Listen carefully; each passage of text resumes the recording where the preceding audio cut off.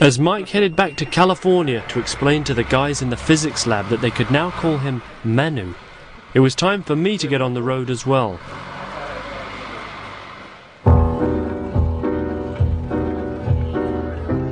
I had an appointment to be hugged, and I intended to keep it. I'm here to hug Amma. Hug Amma. Hug Amma. Yes, you can hug one finger. I returned to Amma still unconvinced by the whole idea of worshipping anyone still living. But the crowds and all the merchandise suggested that not everyone felt the same. To worship someone who's still alive, to my mind, is odd. Well, what about for your heart rather than your mind? Well, I've never done it. I can't imagine worshipping a human being. It would be like saying, you know, you're a million times better than I am. I wouldn't like to believe that of anyone. But part of the understanding is that she's within you and she's in your own heart. Yeah. So there's not such a separation between. She's a human being, though, right? That's a good question. The time was approaching. Amma had arrived. Pretty soon I would know for myself if the hug was like one from my own mother, or from a spiritual leader, or even from God.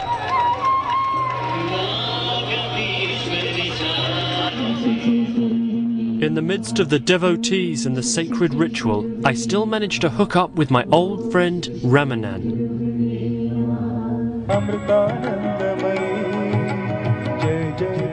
And then the hugging began. For some reason I'm feeling quite stressed out.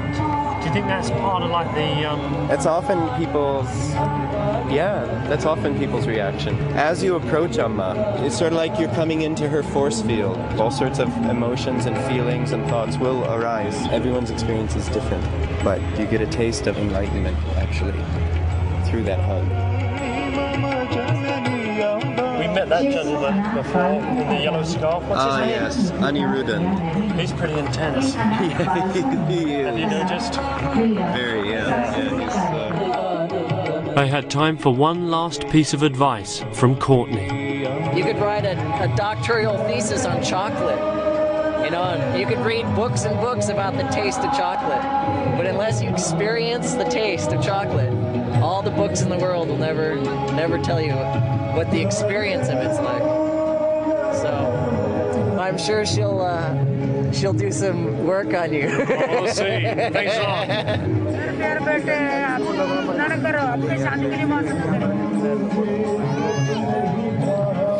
Adeham BBC television Englandil with Nindawanno.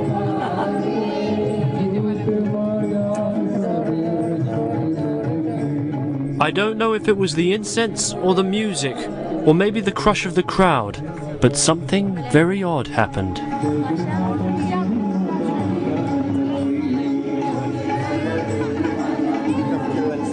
Right where he is. Down here. For the first time in my whole trip, I felt like something had touched me in a way I couldn't explain.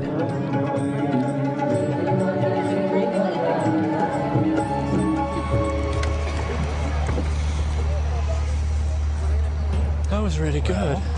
Yeah? Yeah. What did you feel? What was it? How was it for you? It was very comforting, you know.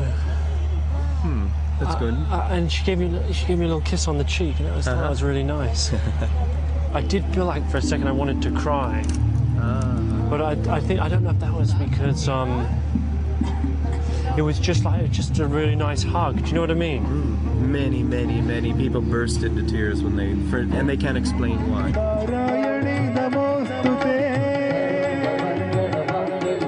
Whatever was going on, all over India I'd seen Westerners who'd surrendered themselves to gurus in the hope of finding something they needed. And even I had fallen under the spell.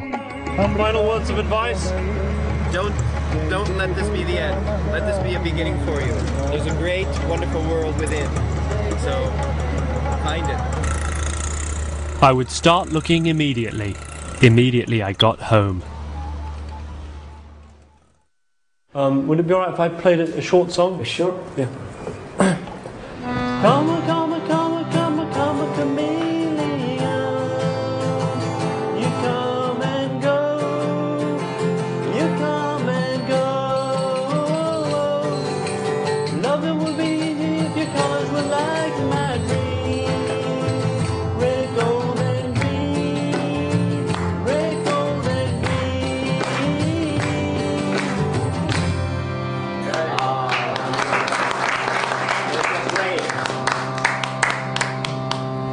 Thank you.